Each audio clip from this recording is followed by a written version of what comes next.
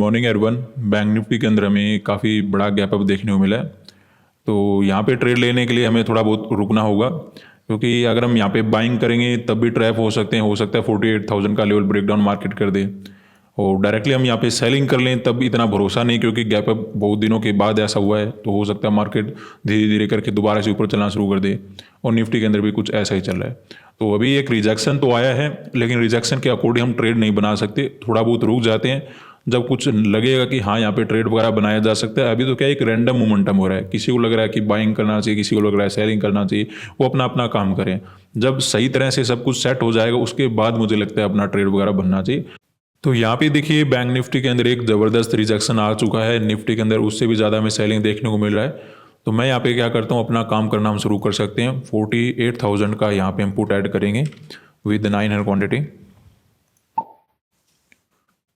उसके बाद 47,900 का पुट लेते हैं,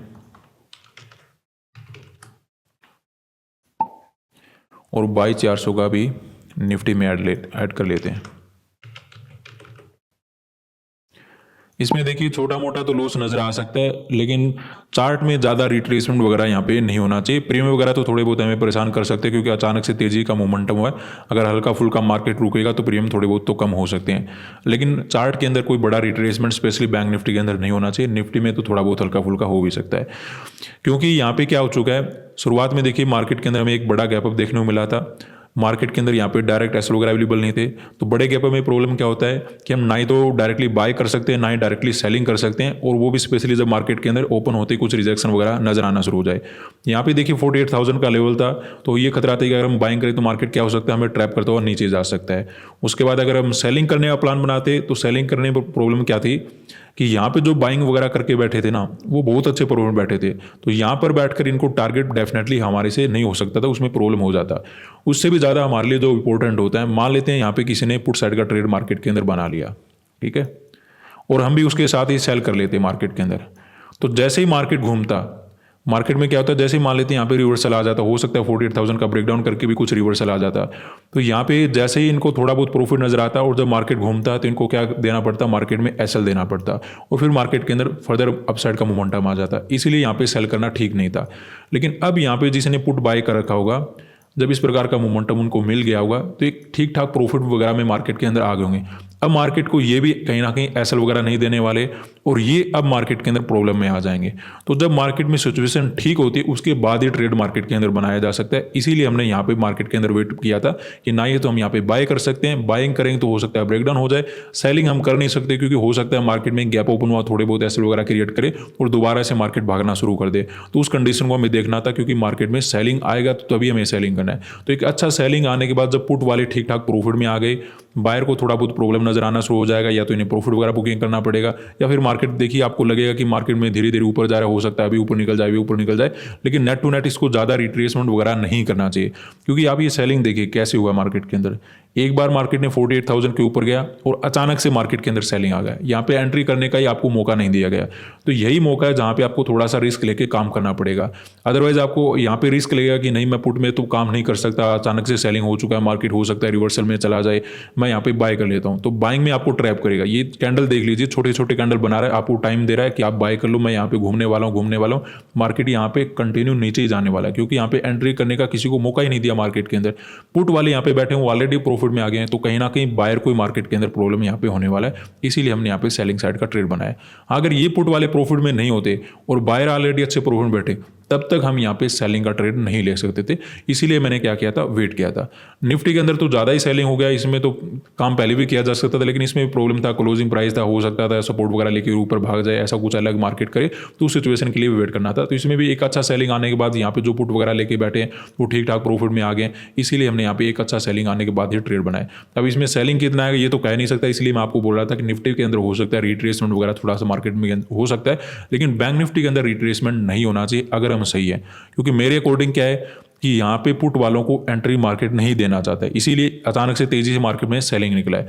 अब जब मार्केट में लगेगा कि हाँ यहाँ से सपोर्ट ले सकता है, यहाँ से मार्केट घूमेगा, यहाँ से मार्केट घूमेगा, मार्केट धीरे धीरे करता हुआ कंटिन्यू मार्केट नीचे जा सकता है, उसी का हमें मार्केट के अंदर बेनिफिट उठाना है। तो देखते हैं मार्केट के अंदर क्या होता है।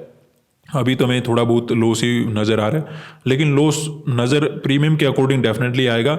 हमें चार्ट में ज़्यादा रिट्रेसमेंट वगैरह नहीं होना चाहिए, तो वो आपको ध्यान रखना है। तो हो सकता है निफ्टी थोड़ा बहुत परेशान करे, लेकिन बैंक निफ्टी का हमें ध्यान रखना है कि 48,000 के लेवल के आसपास नहीं जाना चाहिए। अगर ये जाएगा तो फिर समस्या वही है कि मार्केट धीरे धीरे फिर कवरअप भी कर सकता है, उसमें हम गलत हो सकते हैं। तो वो तो देखिए हर जगह रहेगा, वो तो प्रोबेबिलिटी रहती है कि मार्केट के अंदर अगर आप जो ट्रेड बनाते हो उसमें लॉस हो सकता है, लेकिन जब लॉस हो जाए तो छोटा लेके निकल जाओ, वहाँ पे हम बैठे रहेंगे तो थोड़ी सी समस्या बढ़ जाती है। तो यहाँ पे जो पुट वगैरह बाय करके बैठे हैं वो भी ठीक ठाक प्रॉफिट में आ गए हैं। अब बायर को कहीं ना कहीं मार्केट टारगेट करेगा। यहाँ पे पुट वालों को ऐसा लगेगा कि रिस्क हो सकता है मार्केट के अंदर, मैं ट्रेड कैसे करूँ, ऑलरेडी मोमेंटम आ चुका है, लेकिन मोमेंटम आने के बाद भी और मोमेंटम यहाँ पे पॉसिबल हो सकता है, इसीलिए मैंने यहाँ पे पुट साइड का ट्रेड बनाया। तो देखते हैं हम कितना सही जाते हैं। अभी हमें थोड़ा बहुत लॉस तो ज़्यादा नज़र आ रहा है, लेकिन कैंडल इतने ज़्यादा नहीं बने, तो देखते हैं क्या होता है। तो यहाँ पे देखिए अपना जो लॉस वगैरह था वो कवरअप हो चुका है, उससे ज़्यादा ही हमें प्रॉफिट नज़र आ रहा है। निफ्टी के अंदर भी सेलिंग है, बैंक निफ्टी के अंदर भी अच्छे कैंडल वगैरह मार्केट बनाने की कोशिश कर रहा है। यही आपको मैं बात बोल रहा था कि यहाँ पे रिट्रेसमेंट वगैरह ज़्यादा नहीं होना चाहिए। हाँ, प्रीमियम के अकॉर्डिंग हमें एक लॉस नज़र आ रहा था, लेकिन हाँ चार्ट के अंदर रिट्रेसमेंट वगैरह नहीं होना चाहिए, 48,000 के लेवल के आसपास नहीं जाना चाहिए अगर हम सही मार्केट के अंदर बैठे हैं। तो जब तक कंटिन्यू मोमेंटम है, थोड़ा बहुत टारगेट बड़ा करने की मैं कोशिश करूँगा। निफ्टी के अंदर मोमेंटम थोड़ा सा ज़्यादा हो चुका तो हो सकता है हल्का फुल्का रिट्रेसमेंट करे, लेकिन हाँ बैंक निफ्टी के अंदर थोड़ा बहुत मोमेंटम और भी हम कैप्चर कर सकते हैं। तो अभी वेट करेंगे, देखते हैं क्या होता है। तो यहाँ पे देखिए हमें फिर से लॉस नज़र आना शुरू हो चुका है। मुझे तो लगा कि अच्छा प्रॉफिट चला है, बात हमारी बन गई, लेकिन इतना जल्दी बात बनेगी नहीं। मुझे लगता है फिर से रिट्रेसमेंट आना शुरू हो गया। रिट्रेसमेंट तो करता है, छोटा ही होता है, लेकिन लॉस ज़्यादा नज़र आता है रिट्रेसमेंट के अकॉर्डिंग। तो परेशानी तो हमें हो रही है, लेकिन ओवरऑल देखिए बैठ कर देखना ही पड़ेगा। वैसा कुछ प्रॉफिट था नहीं कि हम बुकिंग करके भाग जाएं। मुझे लगा कि थोड़ा बहुत तो टारगेट बड़ा करने की हम कोशिश करते हैं, लेकिन जब ये घूमता है तो लॉस में लाकर खड़ा कर देता है। देखते हैं, अगर जब तक ये 48,000 के आसपास नहीं जाता है तब तक तो प्रॉब्लम नहीं है। अगर ये 48,000 के पास चला गया तो फिर सिचुएशन और भी ज़्यादा ख़राब होना शुरू हो जाएगी। तो अभी वेट करेंगे, देखते हैं क्या होता है। तो यहाँ पे देखिए बैंक निफ्टी और इवन निफ्टी के अंदर एक बड़ा सेलिंग आ चुका है, तो अब हम यहाँ पे ज़्यादा वेट नहीं करेंगे, तुरंत मार्केट के अंदर एग्जिट वगैरह ले लेते हैं, क्योंकि अब हमें लालच करने का कोई बेनिफिट नहीं होगा यहाँ पे। क्योंकि मार्केट में देखिए प्रीमियम बहुत तेज़ी से बढ़ रहे हैं, बहुत तेज़ी से कम हो रहे हैं। ऐसे में अगर हमें एक अच्छा टारगेट नज़र आया तो वहाँ पे एग्जिट वगैरह ले लेना चाहिए। बात करते हैं कि यहाँ पे हमने शुरुआत में पोजीशन कैसे बनाया था। देखिए मार्केट के अंदर हमें बड़ा गैप अप देखने को मिला था। बड़े गैप अप के बाद यहाँ की मार्केट जब मोमेंटम करा था तो यहाँ पे ना तो बाइंग का प्लान बनाया जा सकता था, ना यहाँ पे सेलिंग का प्लान बनाया जा सकता था। बाइंग का इसलिए नहीं बना सकते थे क्योंकि हो सकता था 48,000 का लेवल मार्केट ब्रेकडाउन में कन्वर्ट कर दे। सेलिंग इसलिए नहीं कर सकते थे क्योंकि बायर बहुत अच्छे प्रूवन बैठे थे। जब मार्केट के अंदर एक अच्छा सेलिंग वगैरह हो गया, जब दूसरों को लगा कि यहाँ पे तुम पुट साइड का ट्रेड क्या बनाएंगे, और जो यहाँ पे पुट बाय करके बैठे थे वो ठीक ठाक प्रॉफिट में आ गए थे, बायर को काफी मार्केट नजदीक आ चुका था। उसके बाद हमने एक ट्रेड बनाया था, उसमें भी हमने ये डिस्कस किया था कि मार्केट में अब जो रिट्रेसमेंट आएगा वो ज्यादा नहीं होना चाहिए। हाँ, प्रीमियम में हमें थोड़ा बहुत नुकसान ज्यादा भी हो सकता है, थोड़ा बहुत कम भी मे भी नजर आए, लेकिन उसमें ज्यादा रिट्रेसमेंट नहीं होना चाहिए। रिट्रेसमेंट का मेरा ये मतलब था कि 48,000 के आसपास नहीं जाना चाहिए। अगर ये दोबारा से 48,000 के आसपास चला जाएगा या तो फिर मार्केट कंप्लीट घूम जाएगा या फिर मार्केट एक रेंज बनाकर यहीं पे काम करता रहेगा। और निफ्टी के अंदर तो और भी ज़्यादा हमें तेजी का मोमेंटम देखने को मिला, ये भी अच्छी बात हमारे लिए। तो ओवरऑल हमने बहुत अच्छा यहाँ पे मौका मिल गया काम करने का, और बहुत अच्छा बेनिफिट मार्केट के अंदर उठा के आज के लिए निकल गए। धन्यवाद।